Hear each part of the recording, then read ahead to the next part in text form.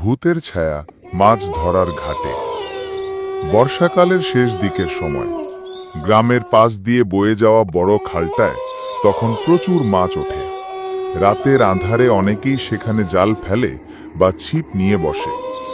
মাঝে মাঝে বন্ধুরা মিলে মাছ ধরতে গেলেও সোহেল একদিন ঠিক করল একা যাবে, কারণ তার বিশ্বাস একা গেলে মাছ বেশি ওঠে আর ভাগ করতে হয় না।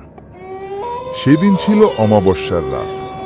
চারপাশ ঘুটঘুটে অন্ধকার, শুধু দূরে কাদামাটির উপর ঝিঝি পোকার ডাক শোনা যাচ্ছিল। সোহেল একটা কেরোসিন লণ্ঠন নিয়ে খালের ঘাটে বসল, ছিপ ফেলল জলে। প্রথমে সবকিছু স্বাভাবিকই ছিল। হালকা বাতাস বইছিল, মাঝে মাঝে পানির ঢেউ তীরে আছড়ে পড়ছিল।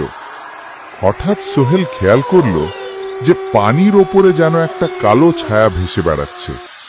প্রথমে ভাবল হয়তো বড় কোনো মাছ, কিন্তু অদ্ভুত ব্যাপার হলো ছিপে কোনো টান লাগছে না, আর ছায়াটা বারবার ঘুরে ঘুরে তার লণ্ঠনের আলো ঢেকে দিচ্ছে। সোহেল ভয় পেল না, উল্টে জোরে জোরে ছিপ ফেলতে লাগলো। তখনই পেছন দিক থেকে কারো কাশির শব্দ এলো। খুব মাছ ধরছো নাকি?